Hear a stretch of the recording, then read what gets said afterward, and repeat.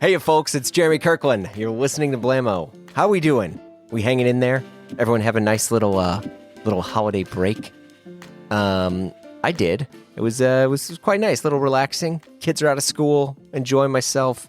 It's hot out now, but look, man, I'm digging into some incredible records lately, and have fallen in love with some recent releases from artist and composer David Longstreth. You know him of the Dirty Projectors.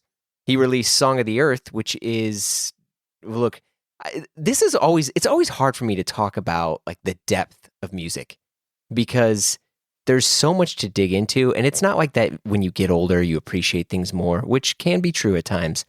But there is like, I think music is still like, it's the universal language, man. Like, I know I sound like super heady right now, dude, but like it's the thing. But David released the album Song of the Earth, which is, I mean, it's just an insane trip of an album. He also recently composed the soundtrack to the new A24 release, The Legend of Ochi. But here's the thing. To me, this is my take. All right, get ready. David Longstreth is our generation's David Byrne, right? Well, not only are they both named David, but they're artists on completely other levels. So, like, you know, with David, I mean, he's got this luscious and heavenly music. He also has insano big fits. And I will say this, dude has been wearing some dope fits since I saw him at the 2007 show at Bowery, opening up for Grizzly Bear, which who would have thought is also getting ready to do a little reunion tour. But David just has a style that, I mean, the best example of this is he's got a style and a type of music. I don't even know what I'm saying here, but like, it's just stuff that you always go back to. And every time you go back to it, you find something new. So I love him. I'm super excited. He joins me on the pod this week to discuss his new music, fatherhood, the joys of swimming, and he really helps me wrap my head around meditating. And yes, as you'll hear, we get into so much. He's coming back for a part 2 soon. So dive into part 1. Let's do it. What's your mic check thing that you do? What do you say when you test your mic? I guess it really depends. It really varies. So, you know, if I'm on stage, sometimes I'll just end up singing some sort of phrase that I've already been working on or something like that, you know. Or just, you know, if I'm feeling self-conscious, yeah, and there's a bunch of people around who I don't know, I might just be mic check 1 2 1 2. You know, just real. I do love the universal 1 2. I tried to commandeer the word toast because I got really into Mission Impossible back in the day, and that was like his little wrist check thing he would say. Toast. Wow. Toast. And I still do that, but I was doing a pod with someone at one point, and they were like, "Yeah, I like toast too, like whatever." And I was like, "Damn, really starting off on the right foot here." Wow, the person was just calling you out for yeah. I know. I was like, look, man, I've really liked the first Mission Impossible. You know, I was like, I'm not a Kittredge guy, but like, I get it, you know. And I won him over. We figured it out. You're like, man, you're not on my level. I'm not talking about literal toast. Yeah, come on, man. You know I'm gluten free over here, and I'm not toasting anything other than almonds. Other than, you know, a rehydrated bean from Ethiopia. That's right. Where are you right now? I'm in Los Angeles. Okay. You look very cozy. I feel cozy. Yeah. It's, we have like a little back apartment in our house, and I'm in the former kitchen, the erstwhile kitchen that is now a sort of writing room for myself. Oh, nice. Yeah, so it's my little nook, you know. There's like some sound panels coated in, you know, unbleached linen on the walls. Wow, okay. And so it's really quiet in here. It's nice. Yeah, you don't sound like you're in a kitchen, because I saw it and I was like, man, he's got to be in some type of ISO. What is he doing? It's very homemade, but it is some type of ISO, yeah. Did you ever do egg crates, little egg containers on the wall? Yeah. I mean, I think when my brother and I used to make 4-track albums, you know, when we were kids, we had egg crate foam mattress that like when we had sleepovers, like a friend would sleep on that, and then that became our sort of like sound deadening. Yeah, my dad used to play music a ton, and like his early makeshift studio had like all sorts of different forms of foam and egg crates in places, you Oh know. yeah, And got then to, we'd go to got a it. hardware store and you would get little pieces, you'd get like rock slates like you'd put in a shower, and you tried to make like a little reverb area. Oh, cool. Like specifically trying to get the brightness and the Right? reflection. Yeah. Yeah. Yeah, I mean, I could probably summon some nostalgia for that era of DIY studio making. The whole thing with the internet, everything has gotten so sophisticated and sort of specific about materials and things like that, which, is probably to the benefit of home recording generally. But I like that, just sort of like, we're going to go to the hardware store. We're going to figure it out.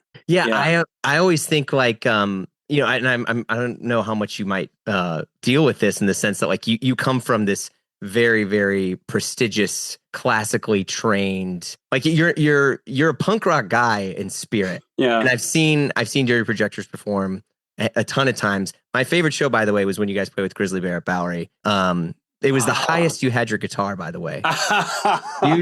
Huge love and flex for that. Really I appreciate like it. I like this as an index of like quality of Dirty Projectors show. How high is the guitar? No, not quality. It was just a personal favor for me. I was very close to the action. Yeah. Wait, now when that would have been in February of 2007? Yeah, man, you're good. I mean, you were the one on Wow. stage, so yeah. Well, it's easy to, I'm not that good on every era, but no, I've been thinking about that era a little bit. And so, wow. It's a great show. And that was like such an exciting moment. It was so cool to be opening for Grizzly Bear on that tour because Yellow House, I think, had just come out. Mm-hmm. Mm-hmm. And they were such a good band. And yeah, my orientation toward music had really been through, my sort of window into my brother's world of kind of like scrappy DIY house shows in Portland and everything. And I was bringing, I had some friends and stuff who were carrying that flame to the East Coast and to Brooklyn and everything. But it was fascinating because Grizzly Bear, I thought of them as a very professional band, They were bringing just a different level of like production and sort of, I don't know, like awareness of putting on a show. Yeah. And so I was just watching those shows every night, just being like, damn, it's amazing. Quota of Line 6 DL4s on the floor just completely destroyed the room. I mean, there were so many people looping themselves on stage. Oh, right. And Remember those little green boxes? Right. Yeah. The Line 6. Yeah, of course. Of course. But what was cool about the way they did it is that they're still like making it all live. Oh yeah, yeah. No, I mean, and there's no shots. It's an amazing piece, and they really. But I'll say this: you guys were the band, and I think this is the interesting thing, and I'm curious how you feel about this over the years, because you guys were the openers, but at the time, people were like, I think it was the early record. This is before Beat to Orca, and I mean, obviously the like rocket ship of fame you guys hit, but people were not like that. They didn't know that much about you all yet, and you came out super high guitar flying on the fretboard, and everyone's like, who the hell are these guys? They're so good. And also, I'll say this: your vocal style was a little bit different than what people were used to. I mean, it was head music, man. And I remember being like, dude, this is insane. This is so good. So yeah, it's one of my favorite shows ever. Oh man, thank you. Yeah, that was a cool time. That was a cool era. Yeah.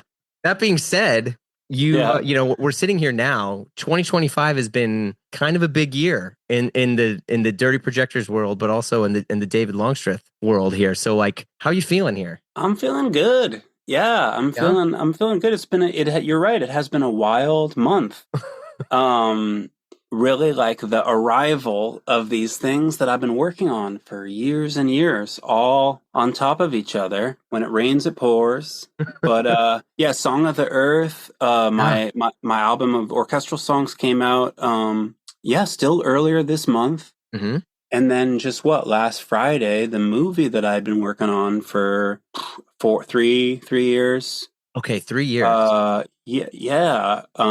That just, that's in theaters everywhere right now. Close to 1,200 theaters in America this weekend. The Okay. original soundtrack just came out on Friday. Yeah, it's crazy. Yeah, for folks, it's Legend of Ochi here. I got a screener. I have not gotten to watch it yet, but I've listened to the soundtrack, and Cool. dude, you really tug on the heartstrings here. You're making me research Gregorian chant. Really?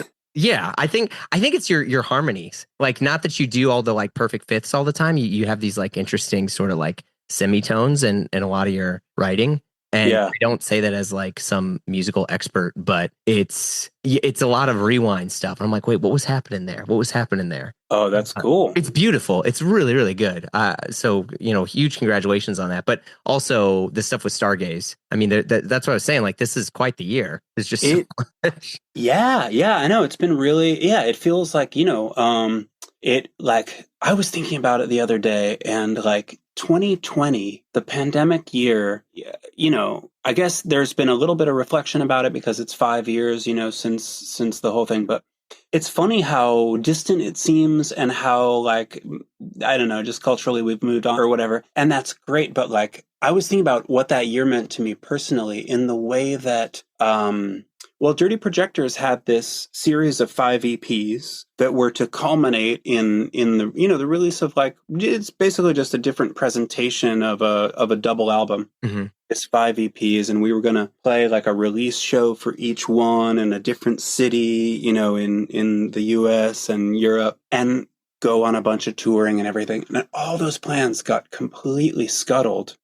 and whatever, sort of aspirations that I had dashed, of course. And that year had a way, I think, of like returning people for better and for worse to their sort of like, I don't know, to their inmost, Yeah. and, within months of the pandemic arriving, I was making these two huge orchestral things, I have a deep sort of like fondness and familiarity and appreciation for like, like European sort of like classical music. But it surprised me, Okay. that year to suddenly be like, oh, like now what I'm doing is like scoring, I'm writing orchestral music, and it sort of snuck up on me. And yeah, so it's, both the Song of the Earth and the Legend of Ochi are just these gigantic orchestral things that date from that moment. And it's been like an adventure, of several years with each of them, bringing them, through the dark forest of to arrive in the meadow, the valley of being done. Yeah. Yeah. I mean, there's been a ton of stuff that's also happening in your own life personally. How do you separate, you as an individual versus the project that you're trying to create? Or is it more intertwined? That's super interesting. Like, and I had, in my own life, by, far and away, the biggest thing is just becoming a dad, which I understand you also are. Oh yeah. How'd you know that? Oh, I don't know if you listen to any of this stuff. I've listened to, I like the pod. Oh, wow. I like the pod. Yeah. Fan of the pod. Thanks so much, guys. We're done here. We'll see you. Yeah. Yeah. Yeah, no, I mean, fatherhood's the greatest thing in the world. It doesn't have to be for everyone. If you're a dog dad, if you're a plant dad, if you're whatever type of parent, then you have to care for something else. I say that to not, make anyone feel bad who, doesn't have kids or anything, but we're not on here pushing a natalist agenda on Blamo. But yeah, Alma, right? Yes, Alma. Yeah. I mean, yeah. For me, just like I mean, is it hyperbolic to say? Yeah, it feels like being born again. And getting to be a kid again, and getting to be, to be a parent is in a way to be a child. I don't know. I'm shooting from the. I don't know. I could push that statement.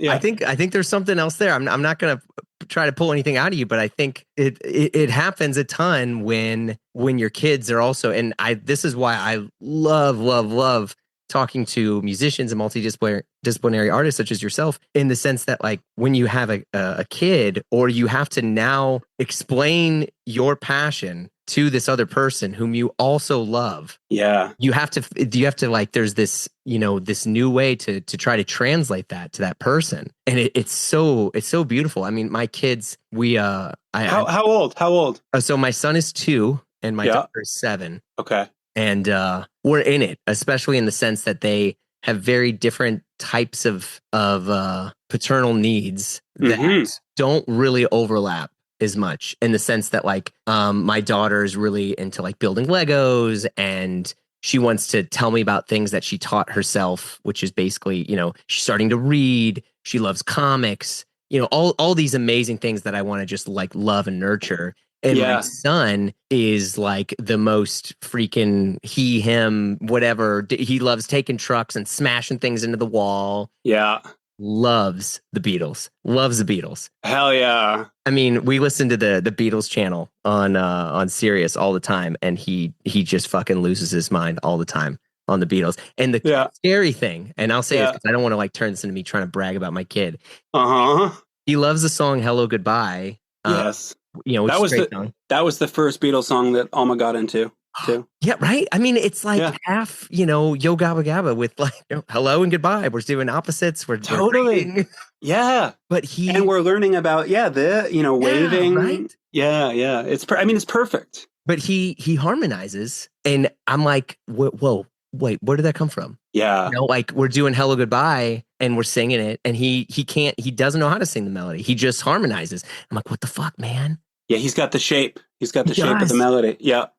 It's so much fun to also rediscover music through the joy of kids in general. I mean, yours are separate, but I'm so curious about how that's influenced your own writing, because I have met you a couple times through various friends over the years, like little parties and stuff here and there, and this is by far the most like joyful and happiest and positive and wonderful like I've ever seen you in my life. And I don't know if it's just you found a way to really be okay with the level of success and that you've created with your career, or if it's fatherhood or a combination. Yeah. I mean, maybe. I don't know. Yeah, I mean, that's an interesting question. I think also, just like a nice thing about getting older is having the time to figure out figure out what you're feeling a little bit, sure, and figure out where and but also I do really feel that about maybe that's what I was trying to get at in this idea of becoming a parent. You get to be a kid because you get to be there with a new person in the world who's experiencing the world and experiencing what it is to be human. This was a spirit that was born not as a cat, not as a turtle, not as an oak tree, but as a human. And, coming to like, oh, like that hurt. Like if I bang my finger, that hurts. If there's a gentle breeze blowing on a warm day, that feels good, and just, from the very earliest sort of, newborn experiences to now, just watching a person come online, watch a person experience feelings and thought and come into possession of language. And, for me, I think it's an opportunity to think freshly about my own wiring, Yeah. And the way that we are all it seems like the kind of growing scientific consensus that so much of who we are is in these very formative early moments, before we have memory per se. Yeah. What it is to have, as they say in whatever Rye or whatever of these pedagogies, big feelings. Yeah.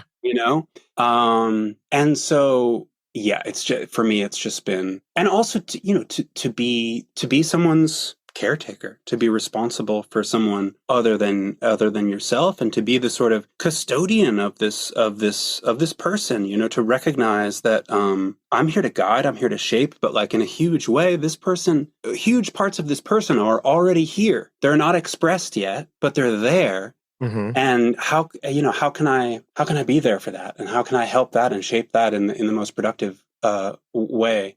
I'm rambling, but no, this is great. This is great. We're here for the rambles, especially from you. So, well, Thanks. Well, I'll say this real quick. Have you played them your music? Has Alma heard your music, and is she into it? Well, it's funny. Just this morning, actually, my wife texted that she was playing Bit of Orca for Alma on the drive to school this morning. But yeah, she's heard Rise Above. Like, she listens to old recordings of mine, mainly, I think, with my wife, with Teresa. But she hears me working on stuff all the time, things that are new. And she's seen me play a couple times. She'll like come. It was really, really exciting to bring her to the sound check for the Disney Hall performance of Song of the Earth that was a year ago. She like sat in the stands with Nana, or sat in the seats. And it was really cool. She was really enjoying it, which is what I loved about it. And it's funny, like, so on Song of the Earth, the last kind of song on that album is called The Blue of Dreaming. And it's in contrast to some of the sort of naughty, thorny, maybe dissonant or and sort of like spiritually pessimistic stuff on Song of the Earth. Yeah. This song, Blue of Dreaming, is very hopeful. It's very positive. And it's just a beautiful sort of paean to the colors of the world, green and blue. And it talks about tree frogs and hedgehogs and like the fish in the ocean and stuff. And it really took shape as a lullaby that I was singing to her at night, that I would sing to her. Oh. And then a couple weeks ago, I played a couple songs before Alexandria Ocasio-Cortez and Bernie at this rally in Los Angeles, and she was there, and I played Blue of Dreaming, in front of this crowd of 30,000 people, and if she recognizes things immediately, and I don't know what she thought of it. I sort of like threaded the needle later on. I was like, hey, did you notice that I played something like that? And she, like the lullaby that I sing to you. Yeah, I forget how I said it. I've said it a little bit more like I don't know, offhandedly or generally than that. But she didn't pick up the thread. Yeah, she didn't seem to want to like talk about it. I didn't push it. But then a couple nights later, she's in this thing now where when I sing lullabies to her at night, I've got like a little set, I've got a rotation, I've got a little set list. It's going to be between 3 and 5 numbers usually. And she's really big that the first song or two need to be a song that I've never heard before. She's like, sing me a song I've never heard before. Okay. And I know this, and sometimes I have time to prepare. Sometimes I'll be like, okay, I want to, and it's a great thing for myself too, for the sort of like song memory. Like what is the second verse of On a Carousel by the Hollies? Because I know I'm gonna have to be singing this tonight. Oh my God. But then sometimes I'll go in and I'm just like blank, She's like, sing me a song I never heard before. I'm like, what a high bar. There's quite a few nights. I mean, I know you're touring every night, just touring at home. I know, I mean, it's good. It's good practice. And so one night last week, I was like, all right, I'm just going to sing Rise Above. Hell yeah. Yeah. Okay. And just like singing a kind of lullaby style, jealous cowards try. And I couldn't get more than, a line and a half, 2 lines before she's like, I've heard this song before. You played this one. You played it with your friends. You sang it with your friends in the studio, which is what she calls here. Yeah. And at that, I forget what, but in front of the people. Yeah. So she remembered it. That's the only time she had ever heard that song. And just from those 2 moments of being in the room, us playing it, she was so tapped in. I literally sang the first 2 lines of the song, and she called bullshit. She was like, I've heard this song before. It was like so funny. So sharp. Wait a second. I got to get my bids in on the Bezel app, but more on that in a minute. I get all sorts of emails and questions from you all, which I love to read and respond. And one thing I constantly get, and even read in the Blamo Slack, is what watch should I buy and where should I get it? It's a wild world out there with all sorts of websites and shops, but I go to Bezel.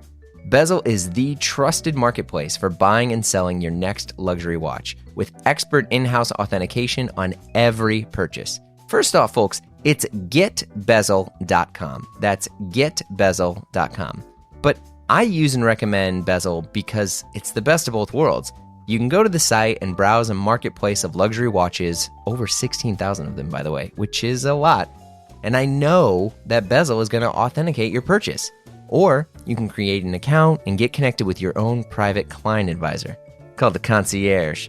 Because look, making a watch purchase can be confusing, especially when you don't know all the reference numbers. When was this made? Did they use ceramic then? Is it a triple lop, dingle top? What the heck? I don't even know. But they do at Bezel, and they're here to help. Concierge, baby. Look, if looking for your watch to mark a special occasion, or maybe you're just doing research, right? They even have their own journal where you can learn all the ins and outs about Bezel and the brands and all the stuff that's happening right now. But back to my bids. Yes, Bezel now has auctions, and not just any auctions. They got Rolex, they got Cartier, they got Audemars Piguet, all the big dogs and more. So you can discover, bid, and know the Bezel team has got your back with verified in-house authentication. So visit getbezel.com on your smartphone or computer. Bezel, the trusted marketplace for buying or selling your next luxury watch. I mean, it's funny. And sometimes I'll sing my kids. It's usually like Beatles and Blackbird and some Dylan stuff.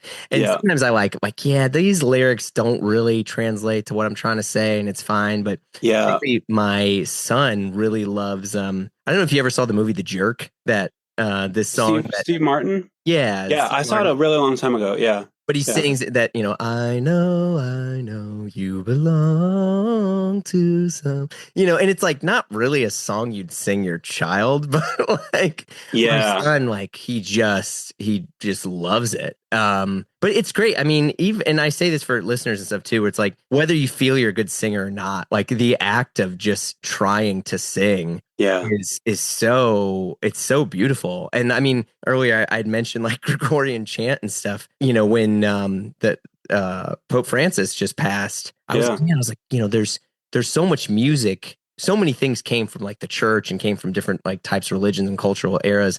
But the fact of just voices as instruments when that was all you had, and what was interesting is I was like, who I'll listen to is even, at one point, there was some stuff that you'd done, and even at live shows where it was like the whole band wasn't in yet, and it was just, solo David here, and your pitch, which I don't know how you're able to nail all the time, but just the like a cappella David, mind blowing. Oh man, thank you. Yeah. What era are you talking about? What do you know? What it might have been early bit of Orca. Did you do, it might have been Town Hall, or I don't think we ever played Town Hall. We did Carnegie Hall maybe it was Carnegie. 2013. And I did open that show with a solo. Yeah, it was up near there. But yeah, I mean, it's to this day, I think, and it's funny because you talk about David Byrne, quite a bit. And for me, you're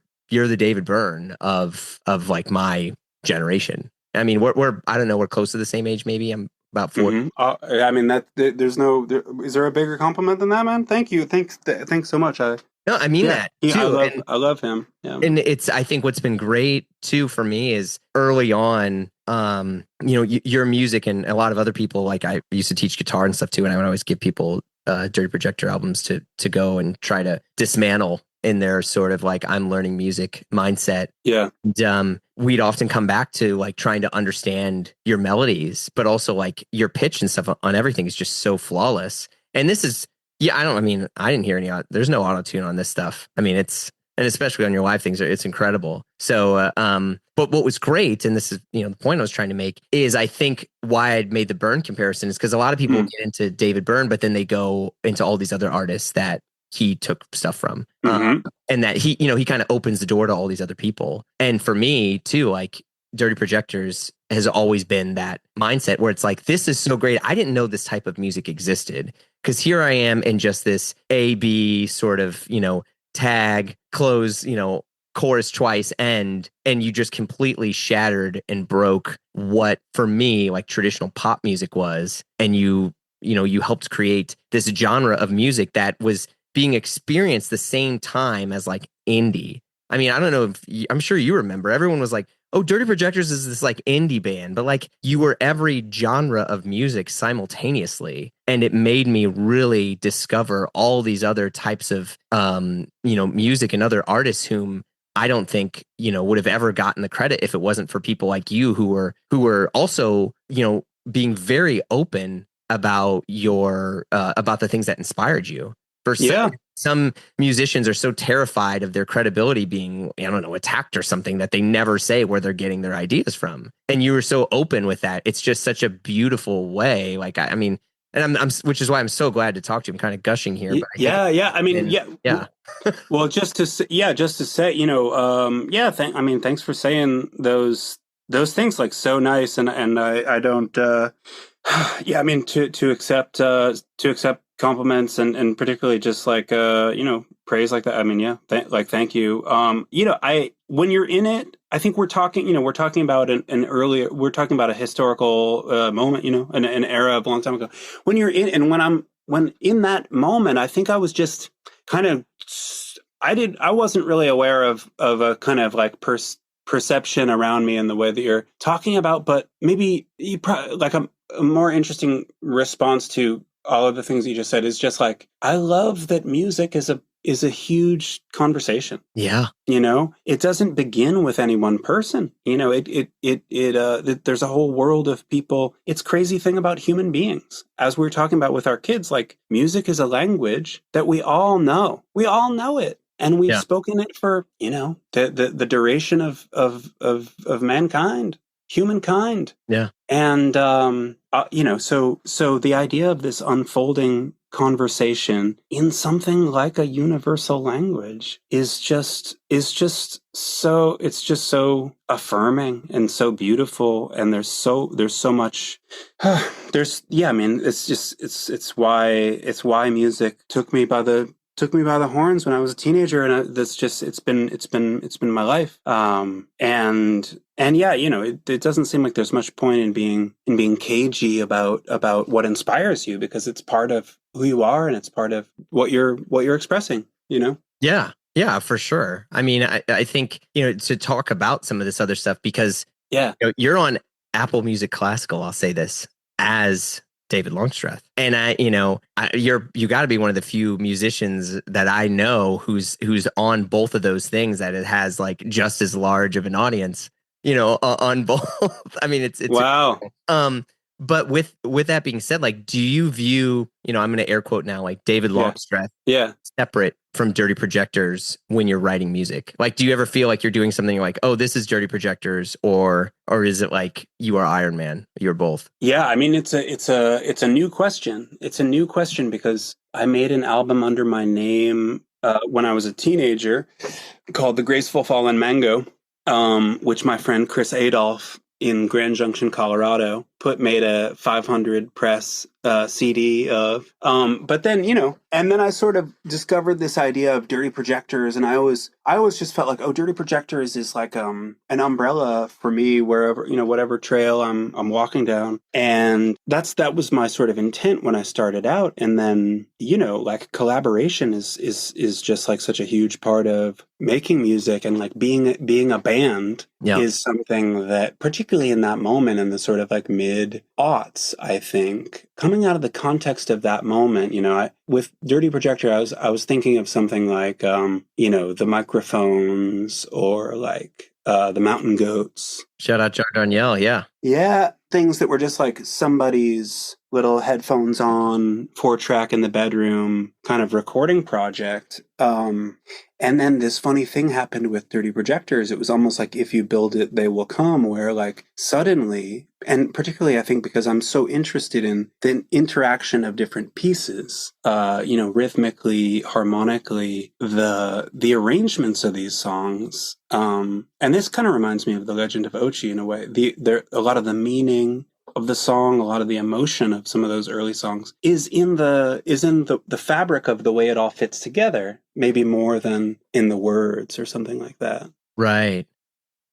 So it ended up being that like it became a band, And then I mean, so I'm sort of like weaving between those poles all the time of like, is this a unit, or is this me going wherever I want to go when something inside me says I need to take it somewhere? And it's kind of both. It's kind of both. Yeah. Yeah. I mean, I listening through the soundtrack, especially like, the score, excuse me, which is technically what it is. Oh, I want to correct myself here for the record. Well, wait, what? Because what's the difference, right? Well, I think, and now you can correct me, the score, this goes on throughout the film. And Yeah. versus like, because when I think soundtrack, I think like Empire Records, right? Pulp I think, Fiction. yeah, I think songs that the director might have been inspired by, like, right? Like the Kinks never wrote music for a Wes Anderson movie. It's him and his, and also even at that time, like people forget that a lot of films will have a music supervisor who will pick songs that fit in the world of that film. And oftentimes that's a soundtrack, or a person will take a song, an artist, and that, might be some B-side or something like that. And then that'll get put towards this soundtrack of a record versus the score. And now I'm saying this for listeners, and you can correct me on this too. This goes into the film. It's a part of the film. It is a character, if we're going to get John Williams here, of the film. Yeah. So that's a very different, sort of challenge per se. Right. Yeah. And this was my first one. I did another in the middle of working on this one. This one was such a big years-long endeavor that I did another smaller score right in the middle of this. But, starting before kind of years before they ever filmed it, it really grew out of my friendship with the director, Isaiah Saxon. And yeah, over the course of making this, I feel like I have learned about scoring, what it is to score a movie. And it's so different, than songwriting. Do you like it? I mean, it sounds like you did, but I heard I do. Good. I do like it. Yeah. I mean, it's like there's so much that I love about the process. And it really is like boot camp in a way, because you're like your chops, your chops as someone who takes something from nothing to like something that's could be done fast, and then you just need to do it over and over again for in a 96-minute movie. I think there's 80 minutes of music in this film, so the music is just wall to wall. Wow. And yeah, I love it. Yeah. I love the way music vibes with a character. I love the idea of like somehow telling a story without words, just in the music that you're making. Yeah. Yeah. I mean, the Shrine, which is one of the last songs. Yeah. I mean, it's how many tracks are on that song? A lot. Yeah. There's the Shrine, the first part, and then there's the Shrine finale. The second part. Yeah. It was crazy. Yeah. I mean, there were certain cues on here that had over 1,000 tracks. What? In the Pro Tools session. Yeah. I mean, and again, like a learning curve. Like if I did it again, I'm sure I could do it in a more economical way. But get ready. I think you're going to get hit up quite a bit. But like, my instincts through just making, songs is that, I want to have independence for the mix. Okay. So I want to stripe things, that's what it's called when you want to do the strings separately from the winds, or even like, hey, this cello line is the melody and everybody else is pitsing. They're this sort of harmony. Let's stripe the cello line separate from the pitses. But when you're working with these kind of like, movie orchestras, they're taking every mic in the place every time. And also, it's not just a close mic on the cello. There's a stereo pair for the row and then an LCR for the room. Anyway, so you're ending up, the more sort of like decisions that you set up for yourself later on, the truly more paralyzingly large your work is later on. And so one of the big takeaways for me is like when musicians are playing together, they mix themselves, trust them, trust the collaboration, and trust in their excellence, and just try to get more of it at once. it'll sound more real, and it'll be a lot less work. Oh, So yeah, I don't know, that's like a sort of technical thought. But yeah, I mean, yeah, a massive undertaking. Also, in the one thing that I love about The Legend of Ochi is the way Isaiah, the director, his instinct was that the climax of the film, the resolution of the film, happens in a place that's mostly beyond language. It happens through this Ochi song, which is a form of music, this Ochi song communication, without giving away too much, between, the characters in the world. And all of that is supported with score. And I found that in order for that music to feel kind of supported and rooted and emotionally connective, we need to basically be threading little melodies and themes and things that we had been hearing all through the movie already. And so it is kind of like a musical resolution as well. All these different themes getting finally twined together as the characters themselves are like figuring out how they relate. yeah, it's beautiful. I mean, because that's, yeah, like I was saying, I mean, the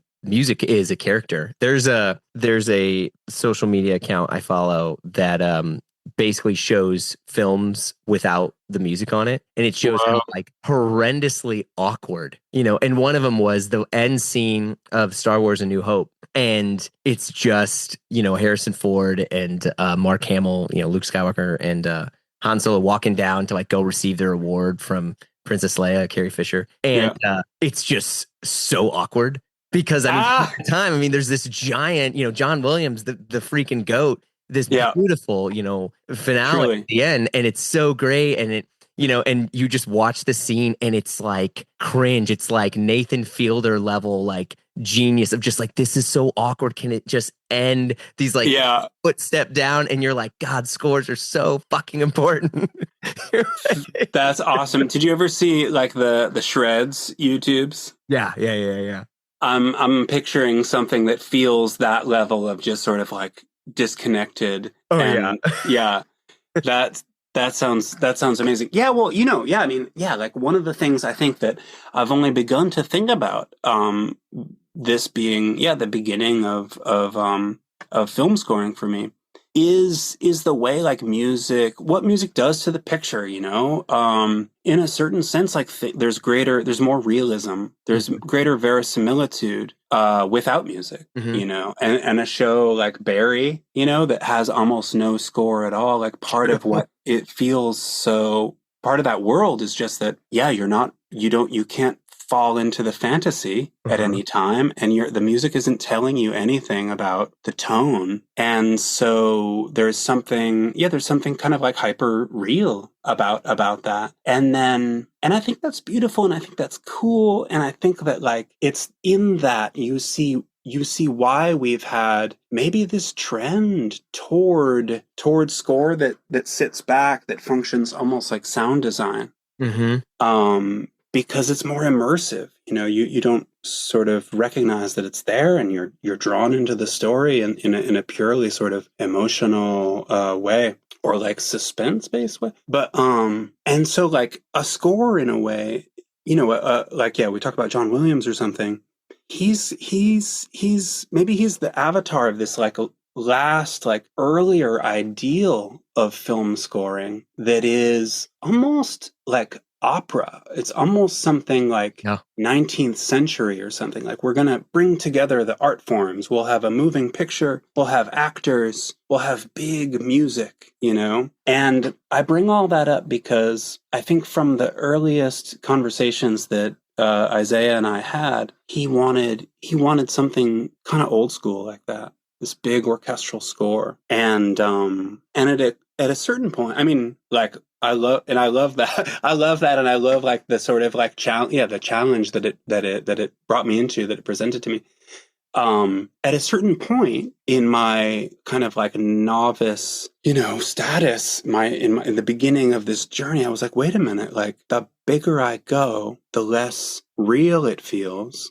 And the more we're drawn into a fantasy, and that works for a lot of this movie because it is a fantasy. Yeah. But but I don't know. I mean, yeah, and maybe this isn't quite a complete thought yet, but like I almost wonder if as if as like storytelling continues to the sort of evolutionary tree continues to split of like films on the one hand Mhm. and then kind of like really long form episodic TV style storytelling, Yeah. whether the real long form episodic thing is going to be a natural home for score that blurs the line between, music and sound design and really just sits back. And then, if so, could movies, the kind that maybe you go to a theater and see, you sit down, Wait, you're what in are a we talking dark about here? room. It's a yeah, like I'm just talking about No, I know the exactly what you're saying. Yeah. I was saying people don't go to theaters as much, and it totally bums me out. I know. Yeah, me too. Yeah, so maybe there's a case for like going to a movie and having that collective experience wrapped up in this. Maybe that's a space for like big music, like fantastic, immersive score. The marriage of like story and character and image and music. Well, early films, like back way, way, way back in the day, you had a band playing and they just showed, a picture without any audio. And Yeah. I don't, you had said before that you're friends with Robin from Fleet Foxes. Yeah. Seeing the most recent Fleet Foxes tour, they have essentially a film that goes on the entire show. And Wow. I mean, it's not, there's not a storyline, characters and setup, but like, you're experiencing this multi-sensory, joy of like drama and excitement watching a concert and watching these things behind you. Yeah. I mean, it doesn't feel that different than what people are seeing. Sometimes, the picture's favored more because there's going to be characters you're going to invest in. Other times it's going to be audio of a song or a performer doing that song. And I don't know. I mean, but I think there's something there. And I think, it sounds like that's a string you're tugging at a bit. So yeah. Yeah, I like that. I like that. Yeah, just like different recipes, different proportions of music and image. Yeah, that's interesting. So are you going to Yeah. do an opera? Because it sounds like that was what you're about to get. You're Oh, going really? Did it? Yeah, I mean, maybe it's hey, in a way, Song of the Earth is an opera. oh, touche. You're right. It's like Song of the Earth is yeah. definitely an opera. No, you're right. You're right. Yeah, I think because I was listening to a bunch of different stuff today before we chatted, and yeah, the stuff from Stargaze, by the way, is just mind blowing. A friend of mine, Erlen Oy, did stuff with Stargaze for La Comitiva, which is like Oh, his other band he does separate from Kings of Convenience, and oh, cool. it's incredible. I mean, they are like the premier musicians in terms of like a band that is playing incredible classical stuff. Yeah, I mean they're insane, and yeah, the conductor Andre de Ritter is just like such a dream collaborator. The experience with working with them was like just so cool, and yeah, the piece wouldn't exist without Stargaze and without specifically Andre being like, let's do this. Yeah. Let's figure out a way to make something together. Yeah. Oh, Yeah. so good. So good. So that being said, this was the year you've done all this stuff. Yeah. With music wise projects. Mm-hmm. Are you going to tour? Can you please play some live shows? Yeah, I mean, so yeah, I'm dying to. Yeah. I'm Let's make it dying happen. to. Let's make it. We'll figure it out. I don't know who it is. I don't know if ground controls your team or I don't know. We're doing it. Sam Hunt at Wasserman. Everybody email Sam and just say, man, we gotta. Yeah, I mean, it's tricky with Song of the Earth because it's this chamber orchestra. Yeah. And so it's expensive, but I want to figure out something. I almost want to just be like, oh, we're gonna go to this one city and we're gonna put it on here, and if you want to see it, get yourself there. I mean, that's actually totally fine. I don't think when I say tour, I don't really think that it needs to be this thing of like the Rolling Thunder review. Like you can go. I would love that though. Well, I want to. Yeah. Yeah. But like for the production level and the amount of musicians that would, be required to perform the works that you're talking about. Yeah. I mean, with Zach Condon from Beirut, I mean, that's kind of his thing. He's choosing specific cities where he's able to get everyone together. And, and also I think it probably makes things a little bit easier on you. I mean, you got a family, you got other stuff going on. Yeah. You can't be Yeah. just like cruising out of a Sprinter all day. No, that's true. Yeah, that's true. Yeah. Yeah, yeah. I mean, yeah, it makes sense. I mean, I would love to be able to like yeah, just I don't know.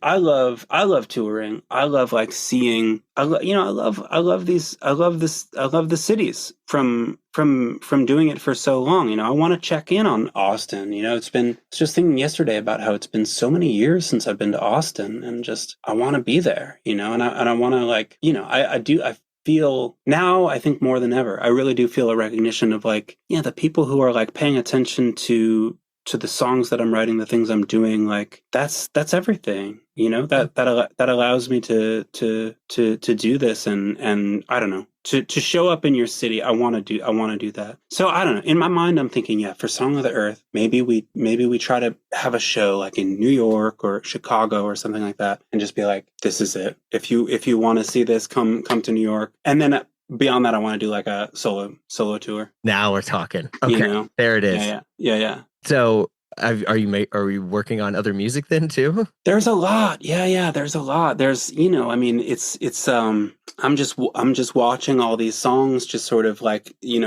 walk forward, and sometimes they fall down, and they get back up again and keep on growing. Sometimes when they fall over, the whole they just get lost. They fall into the mud or the gutter or something.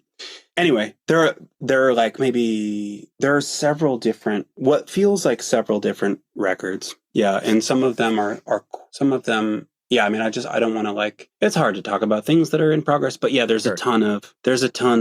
It's been a crazy era. Yeah, generative era. And I have a lot. Yeah. Well, that being said, what are the things that you're doing when you're not doing music? Like, how are you, I mean, other than hanging out with your family? I mean, you live in LA. Are you shopping? Are you going on walks? Oh yeah. I do like, to hike a bit.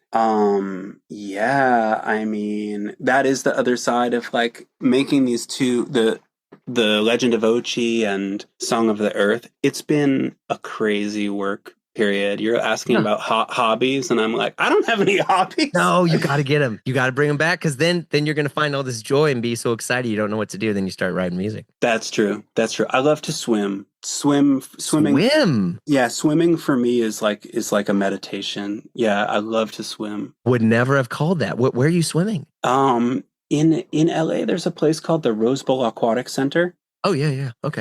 Which is in Pasadena, and it's just like 2 Olympic-sized outdoor pools, and it is just the most amazing place to do laps. So I love it there. I love it, and I actually had an experience there like shortly after I moved to Los Angeles, where I was doing laps, and I was through the goggles. I was like looking down at the the kind of like blue-green tiles, and just the way the California light was like filtering through this chlorinated water, and it felt really familiar to me. And I was like, wow, like I like this feeling. It feels almost like deja vu. It feels so familiar to me. And then I found out that the cover of Nevermind was shot in that water in the Rose Bowl Aquatic Center. Oh, I didn't know that. Yeah, okay.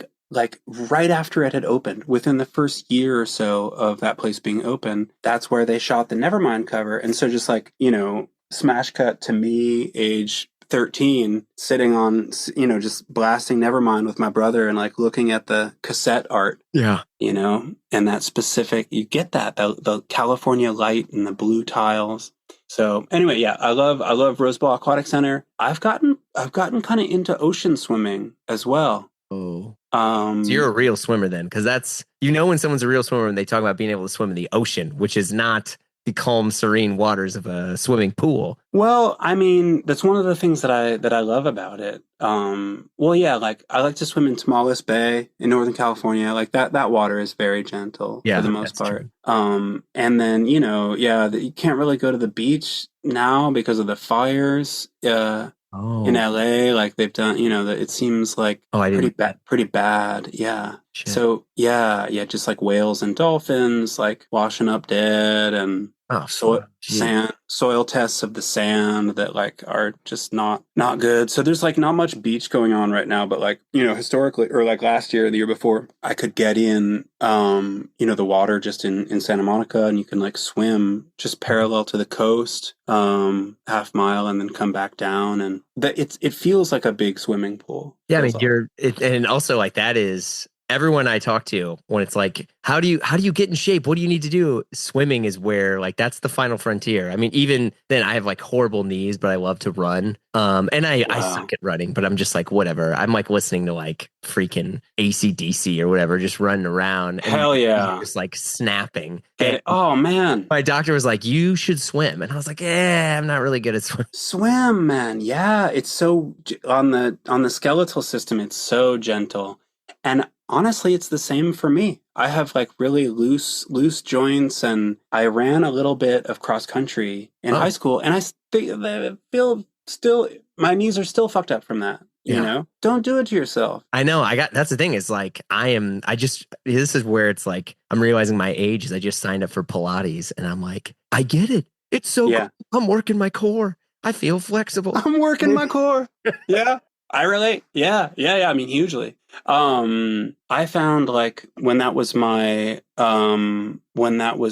it became, I think, particularly working on like the self-titled album, Lamplit Prose, few years ago now, is when I really discovered the kind of mental reset of exercise, Mm-hmm. you know? Mm-hmm. And then specifically the just the kind of oblivion that you can achieve in swimming. Yeah, because you don't It, have music on, do you? no, Yeah, it's just they do make earplugs that like you can listen underwater, oh, but that's I like not having it, and like you can be kind of pushing yourself and get to the point where like all you can think about is like I gotta breathe, I gotta breathe, I gotta breathe. And if you can do that for half an hour, you'll have thought of nothing for half an hour, yeah. and like that's such a gift to yourself. I know. Can you believe that? Like that's where we really are now, where the joy, where we truly flex these days is you're like, yeah, I did something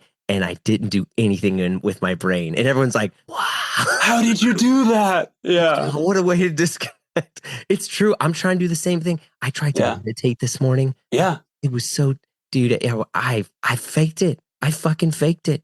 I Well, sat what do there and I you was like, okay, I'm thinking of nothing. And I couldn't do it. And I was like, fuck this. Yeah, well, that's so interesting. Meditate. I mean, yeah, like you move to LA and they Yeah, kick you out if you don't go through these kind of things within it's a few true. years. And so no, but my wife and I did like a pay what you wish TM thing Ooh. when the Los Feliz TM center was still open. And honestly, yeah, life changing. Like like Okay. the practice of meditation. And I think since then, I think that was about 8 years ago.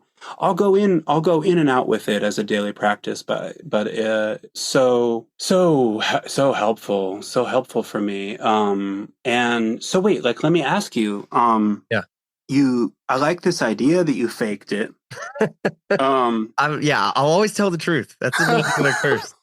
but I'm almost like you can't fake it. That's the thing. That's the Uh-huh. thing about it. Like, so you were sitting there and you had thoughts in your Mhm. mind. Yeah. Yeah. Well, in the big, I was like, okay, I'm gonna like, because I did it. I was reading a thing, and I talked to a friend who's really good at it, and he like charges people money for it. And he was like, distance yourself from your thoughts. He's like, Yeah. move away from he's like, move away from any joy, move away from any pain, Huh. and focus on it like a disconnect of everything. And because he Wow. was like, you need to be like level like zero, like Yeah. like you can start with a happy memory, Okay.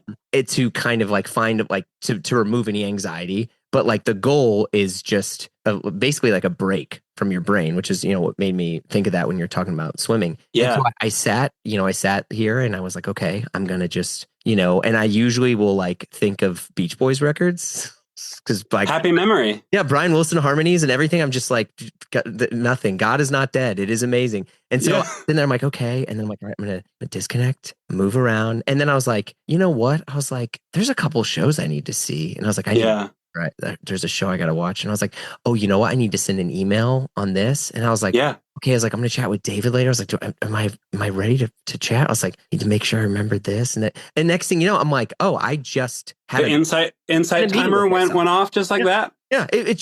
Yeah. And I was like, whoa. And so I felt refreshed, air quote, in the sense that like I felt like prepared, that like Yeah. it didn't feel like it was a waste, but I didn't feel this sort of, and I wear this stupid aura ring, which is like you're stressed a lot. And it's like, yeah, no shit. I have That's kids what it in tells you. 2025. Yeah. And Yeah.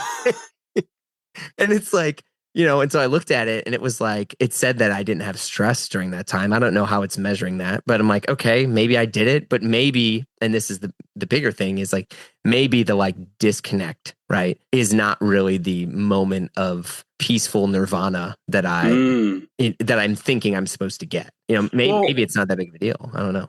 what I was going to say is that your friend's prompt sounds hard to me. Yeah, well, Sounds really hard. he charges people. Disconnect. Yeah, I mean that's Disconnect from joy, disconnect from pain, distance yourself from your thoughts. What is that? That seems like, okay, like, thanks. I'll see you on the top of the mountain, I guess. I know, right? Yeah. So maybe he's I'm not at level 99 or whatever he's prescribing. For me, and I'm sure that I'm not like representing, whatever TM. We're not giving medical advice or TM. I'm not dispensing medical advice. I'm sure I misunderstand it deeply, but the way it's been helpful for me and what I kind of took from it is like, it's a chance to just sort of like, yeah, sit there. And then of course you're a human being and your brain is just churning constantly. And like the thing about it for me is be like, oh, I noticed that I'm having this thought. Oh. And now that I noticed it, I can let it go. Okay. Dismiss notification. Oh, I like that. I like that. And so you'll be like, oh man, Alma, I can't believe Alma still wants to wear that one dress that's like has paint all over it. Like, why doesn't she understand that it's not the best thing to wear to school? Oh, okay, I can let that go. Dismiss. Oh, fuck, I forgot to respond to that. Okay, yeah, I did forget. And just like, to me, like that, and just that thing. And you might have, maybe for the whole 10 minutes or 20 minutes that you're there, it's just one ping notification after another. And it's just you gently being like, okay, yeah. Oh.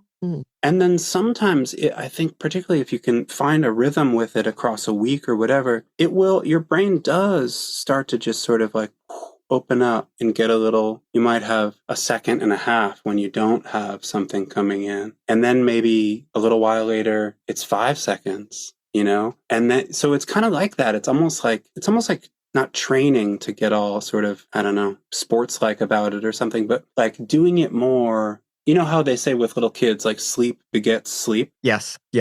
It's almost like meditation begets, or practice begets practice, in that way. And the effect, kind of like your aura ring maybe is telling you, like, the effect is kind of like cumulative. For me, it's like, yeah, maybe you do have a 20-minute one where you're just like neurotically shuffling through the cards of pain and joy and frustration and anxiety. But then like dinner ends up being really great, That was the last thing is I was like, oh, I got to make dinner tonight. What am I going to get? Yeah. Yeah. So I don't know. I'm a fan of it. Oh my God. Okay. Yeah. David, I wouldn't be conscious of your time here. Before we wrap, is there anything you want to add or mention or discuss or anything? I mean, this has been an absolute joy and time of my life. I've been such a fan of you for eons that this really has been special. Oh man, yeah. I mean, having so much fun talking to you. I felt like, I was kind of like, maybe it'll just have to be, one for another time. But I was sort of like, oh, like it's interesting, to be on a kind of like menswear. We can talk about clothes if you want. I didn't want to. Sometimes I'll have musicians on or actors on or something, and they're like, "Yo, I don't want to feel like I have to." Tell you what my top 10 GQ picks are. And I'm like, yo, that's not the show. Yeah. It's never been the show. But if you're like, yo, what's the deal with this Japanese brand? Or, why doesn't Mohawk have this thing anymore? I'm here all day for that. Well, see, I love this, and well, I was just thinking this morning about just like my relationship with clothes, and I was like, I would be kind of like excited. Let's go. I mean, I got time. I think we should do it another time, because I kind of like had this realization of like, oh, like I have a sort of antagonistic idea about clothes. We got to do a part two then, because here's the thing. Yeah. And I wanted to say this, but this is the thing at the very beginning is I was like, okay, I want him to know that I respect him as a musician and an artist before his sartorial choices. But you are the king of, you were wearing big fits early on before all the other like clowns like me started getting into it. And you had the dad hat vibe early Williamsburg, way before this. And maybe it was a New Haven thing. Maybe you were pulling some Ivy out of there and bringing it into to Brooklyn, but you were on this stuff way before all the other clowns were. Well, thank you. You said something early on that I liked, which is the way you were talking about the height of the guitar, and you were like presenting it in a sort of unity with the music. You were like unifying like the expression or the emotion or something of the not the clothes in this case, but the way that I was holding the guitar. I just think there's a lot there, and like I'm coming from a position of sort of like hostility or like an assumption that there's a tension between the external appearances and a sort of inner meaning, and now getting to a place where I'm like, no, like it ain't necessarily so. It would be so cool. Yeah, I mean, Can we do a part two? Would you be down with that? We should do a part two. Yeah. Okay, this is awesome. This is awesome. We'll get it scheduled. I'll do it. No, I think it's super interesting, and it's like, I want to. Okay, cool. We'll get it in there. Oh man, I'm so fired up now. This is great. But yeah, because I think this is. I think specifically whenever I talk about like style and things that I pull from, 99% of the time it's musicians. It's no one fucking cares about like fashion people. It's like people that are actually doing cool things and we're emulating them. It's like why every single person talks about like Bowie and all these other things. It's like, and it comes out of, it's like an extension of like the inner world. Like the clothes are a bridge between the imagination and the meat body sitting in the chair. Like it's like there's so much there, and I've been for most of my life I feel like I've had a very kind of Have you done a time crisis with your brother and Ezra? I love those guys. Okay, that's what I thought, because Ezra and I used to chat a lot more about all the style stuff, and he would. I think he's in his, he's a little bit distant at the moment with other stuff going on, but like he'll get into some fashion stuff. He's one of the most like fashionable guys I know for sure. Yeah. Okay, cool. Well, thank you so much for this. I'm psyched to do another round here. So man, Jeremy, so cool talking to you. Yeah, pleasure was all mine. Really meant a lot. So thank you. Chat with you soon. Yeah. All right. See you, Dave. Bye. You've been listening to Blamo. Our show is produced by Blamo Media. We're edited by Amar Lowell, and our theme music, as always, by the mysterious Breakmaster Cylinder. If you like what you heard, you know the drill. Share the pod with a friend. Leave a review on Apple Podcasts. Give us 5 stars or thumbs up on whatever other thing you're listening to us on, whether it's Dingledorp or Bing Bong, whatever it's called. But you can also follow us on Instagram for all the hot content. If you want to talk to us and give us your hot take, we'd love to hear from you. You can send us an email at info@blamopod.com. Last but not least, super ultra important, if I had a air horn, I would press it right now. You got to come and join us over on Patreon, because the fun never stops over there. Look, the live show, the free show, whatever you want to call this, we take breaks here and there, but Patreon, it never stops. And we also got exclusive shows like Die Workwear, hosted by Derek Guy and Peter Zotolo, and the Triple J Show, hosted by yours truly with John Moy and Gene DeLeon. There's just a ton of stuff over there. So check it out at patreon.com/Blamo. If not, no worries. We got hundreds and hundreds of free episodes in the feed and more to come. So we will see you all soon.